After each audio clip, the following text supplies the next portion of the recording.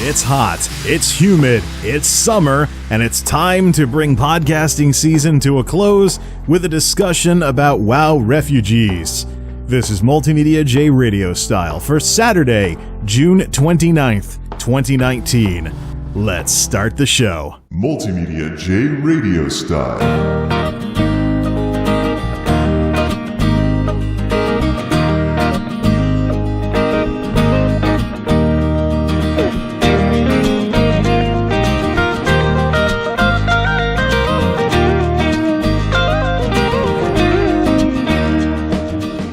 Well, folks, podcasting season is drawing to a close. I had to put the air conditioner in the window for the first time all summer, and I actually just took this out in order to record this because I don't want the podcasting season to end on a down note with all that discussion about narcissism. So I want to talk about, before we wrap things up, with Shadowbringers coming out and podcasting season drawing to a close as we head into the hazy, hot, and humid months of summer, I wanted to end things on a more video game-related note and talk about this whole thing with WoW refugees that's been a thing in the last several weeks, particularly as Final Fantasy XIV Shadowbringers becomes more of a thing as the game goes into early access and then eventually the retail release. So to all the people that are going around saying, WoW refugee this, I'm a WoW refugee, I left World of Warcraft because of BFA and went to Final Fantasy or ESO or whatnot, and it's such a better game and stuff like that, to all the people as well that are coming into ESO and they're clogging up the general chats in the various parts of the game or various areas with all this talk about, this game's better than WoW, this game's better than WoW, this game's better than WoW, this game's better than WoW, I'm a WoW refugee! Get over yourselves! This whole WoW refugee thing is 100% being melodramatic, blowing things out of proportion, and having zero goose egg, zero respect for people that actually are refugees in this world. You think, for example, about what it means to be a refugee. It means you're not able to live the life that you want to live, essentially because of something beyond your control. So you live in an area that's war-torn or whatnot. Your government disagrees with insert opposition whatever here. They go to war. And instead of getting to have a normal life and live in a house or something and, have a nice, happy civilian life, now your neighborhood gets flattened or something like that. And it gets so bad that you, your family, your loved ones, whoever's involved, you finally decide, we can't do this. We got to go somewhere else and put up with whatever's waiting for us there. So you do, and you put up with whatever's waiting for you there because you were not able to live the life you wanted to live simply because of something beyond your control. Same thing with natural disasters. Oh, you're living in this place, you're living a peaceful life in a peaceful country, boom, big natural disaster. Flattens the house you grew up in, flattens your neighborhood, does all kinds of nasty stuff. You have to leave, you have to move somewhere else and put up with potentially xenophobia or something like that. But again, your life gets upended and you have to go somewhere else because of something beyond your control. Meanwhile, over here in first world problems land, you have people saying, I'm a WoW refugee, because, and only because, and entirely because, they decided to play a different video game. They decided to play a different video game. Wow. Ladies and gentlemen, does it get any more spoiled than that? I'm a refugee. BFA sucked. Oh, boo-hoo-hoo. Welcome to the wonderful world of the rest of the world of video games beyond World of Warcraft. Congratulations, you're doing something that lots of people in this world are doing. Playing something else. Wow. So enough is enough with all of the flooding general chat with, this game is so much better, this game is so much beep, beep, beep, beep, beep, this game's amazing, World of Warcraft sucked, da, da, da, da. Yeah, well, if you're just gonna spam and, take up the chat channel space and whatnot, it's not gonna have a good impression on the new folks playing the game that you just started playing when all you're doing is bashing the one you left. Kind of like if you start a job somewhere and all you do is badmouth your former employer. That's not a good thing either. Congratulations, we have the video game version of this now. How spoiled can we get? Enough already. Play the game, whatever you're playing, or don't. but don't make a big deal out of the fact that you changed video games like most people do when they get sick of one game and go play something else. I've just had it. I've had it with the vloggers, I've had it with the streamers, I've had it with all these talking heads on YouTube and Twitch and other sites that are going on and on about how they're WoW refugees and stuff like that, just because they found out there are more video games in the world than World of Warcraft and decided to start playing one. Ooh, spare me the melodramatic nonsense. Have I made my point clearly enough? I hope so, because we're moving on.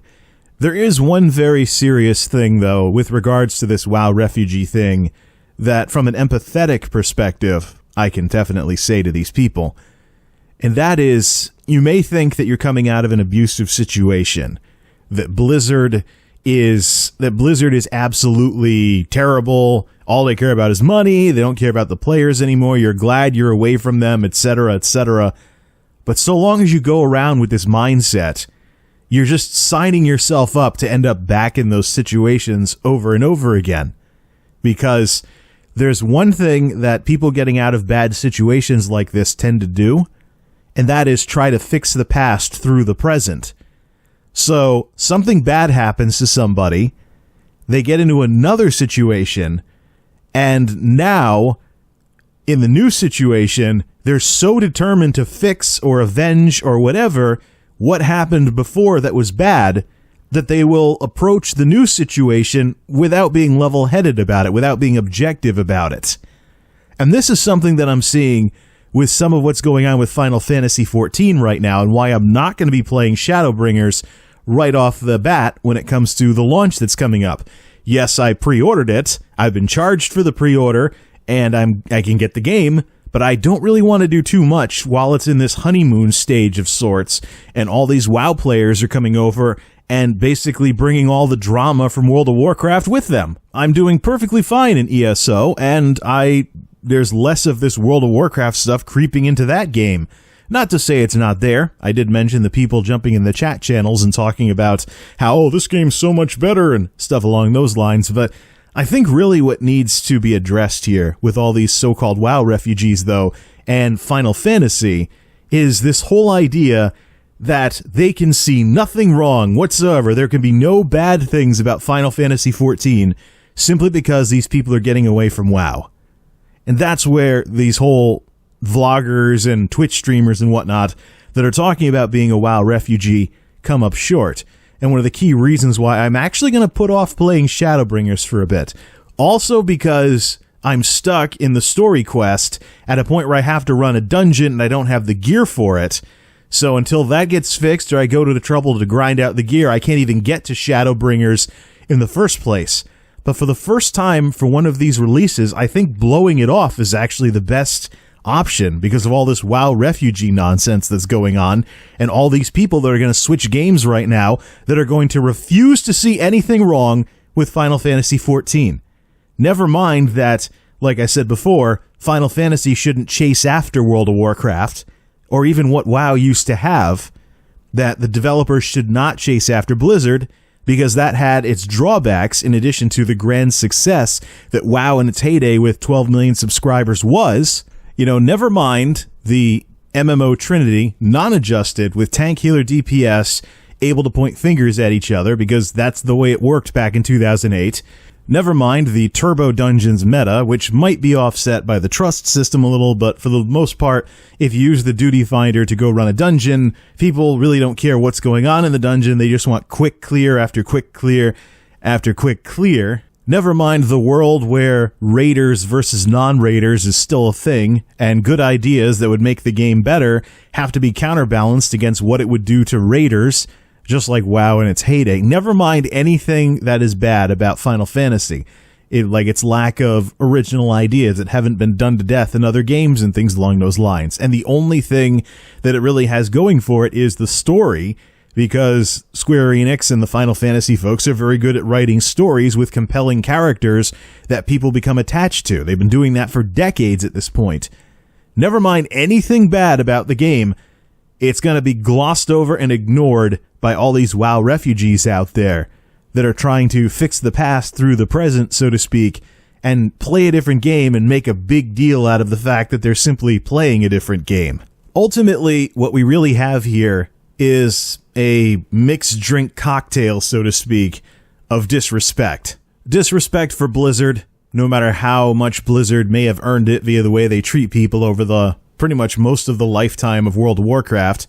Disrespect for the game these people are switching to by making such a big deal out of the fact that they're just playing another video game and then talking about how the old one sucked, instead of just taking a deep breath and moving forward from the situation, like you should do every single time you get out of a bad situation anyways. Take a deep breath, move forward, don't be obsessed with the problems that used to cause all kinds of problems for you. That's called rumination. When you focus too much on the problem and don't look for the answer. When you complain about problems and spend more time complaining about problems than solving them. And of course, to finish off the discussion about the whole disrespect thing, also disrespect towards people who are actual refugees because first world problems. Whatever game you decide to play it, enjoy it. Don't make a big deal out of it because it really isn't. People decide that they want to do something else all the time. People's interests change all the time. You don't need to have this big stage production about, I'm playing a different MMO. And in the case of Elder Scrolls Online, for the so-called WoW refugees that actually have been coming over into Tamriel, Elder Scrolls Online operates differently enough that you can pretty much say the old rules don't apply when coming over from WoW. Gear is nowhere near as emphasized. There are gear sets for everything, but you can get gear sets in all kinds of ways. Overland sets, crafting, running dungeons, running trials. It just depends on what build you want to have and what set bonuses will give you the results that you're looking for, and whether or not you're going health, magicka, or stamina, or some combination of the three as part of what it is that you're doing. Yeah, there's an MMO trinity in Elder Scrolls Online, but it's nowhere near as gameplay or community dividing as tank, healer, DPS, because secondary roles are very easy to have in Elder Scrolls Online. If you're a caster DPS, for example, with magicka, you can throw in a heal spell or two and easily be a secondary healer. If you are a healer, you can throw in the fortified brass set, give up a set bonus to have 33,000 resistance, or the ability to easily get to 33,000 resistance via the plus 5,000 resistance spell. I've done this with light armor, and be a secondary tank. You won't have the health pool of a primary tank, and you'll have to give up some stuff in order to get to the resistance cap, but you'll still be able to achieve it and be tough enough to not be a glass cannon in the dungeons that you run. Unlike what WoW has become in the last several years as Blizzard has doubled down on the game's real-time strategy roots, Elder Scrolls Online has doubled down on its open-ended sandbox roots and become more and more like an Elder Scrolls game, rewarding experimentation without having necessarily flavor of the month builds or things like that where, you must do this or else. There are numerous ways to do well in the game, and you have more of an issue when you run into people that can't do any damage than, who does the most DPS? I want to be that person. There is min-maxing available, but there is also other mechanics that'll counter that. So if you don't min-max, for example, the most DPS or the highest magicka pool or something like that, you can be useful in other ways as well. So there's more design, more balance, and a system that is designed more and more to cater to what the individual wants to do instead of shoehorning them into certain types of content like raids, PvP, or mandatory socialization. If you want to play with others, which MMOs are very good at, you can do so. But when you want to take a break from putting up with people, that's an option too. And sometimes it actually takes some reminding yourself to remember that as somebody that would come over from World of Warcraft. And I can speak from experience on that one. Because there have been times where I've been like, wait a minute, the dungeon loot is just a different set with different set bonuses than the Overland set or the questing set, or something I can get from being in a certain, that is what Overland is. It's tied to a specific zone, or something I can craft, or something along those lines. But these details are all a way that someone coming from World of Warcraft to ESO has entered a different game, a different ecosystem, and definitely a different community. So this whole WoW refugee thing, these people jumping in front of their webcams or whatnot to give these emotional sob stories about how horrible it is that they had to change video games, it's not necessary. Especially in games that don't have gigantic grinds. So ESO, okay, I want to get legendary gear of a certain something or another. You can get the materials to upgrade a rare drop or an epic drop up to legendary status and not have to grind all over the place and play dice roll games with things like Titan Forging or something like that. It's pretty easy to actually get to the results that you want to get without having to grind or play the Titan Forge game or something like that. And if you change your mind, that's also not something that takes very long to get set up with gear-wise either, and in a lot of cases, the gear that you get is account-bound. So if you want to try what you were doing on your main on one of your alts later on, just toss the gear in the bank. Or if you change your mind, just re-equip it. And hey, you can actually use crowns to buy more bank space, so you can have all kinds of gear sets and all kinds of other stuff. So yeah, the game really tries to cater to what you want to do as an individual more than, say, the forced socialization or raider versus non-raider or what the MMO Trinity does to more traditional second-generation MMOs like WoW. When you come over from WoW to a game like ESO, you are changing games, you are changing ecosystems, you are changing player bases, you are changing design philosophies, you are changing everything. Enjoy it. Don't get hung up on what you left. Enjoy what you are coming to. And I'm sure this applies to Final Fantasy as well.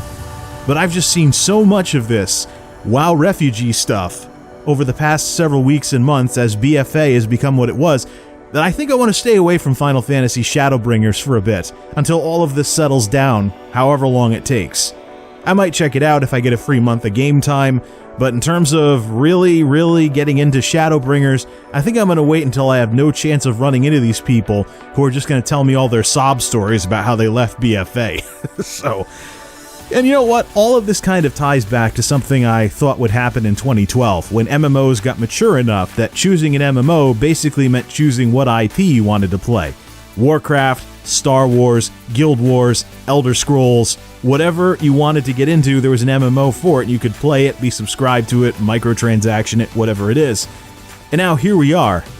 But there's just so many people coming over from WoW that are still stuck in the game's heyday and think it's WoW on one tier and then everybody else underneath them. That's just not the case.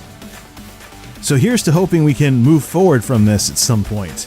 WoW refugees, stop. Quit making such a big stage show out of the fact that you're playing a different video game. Take a deep breath and move forward with things. And I look forward to saying hello to you folks who do.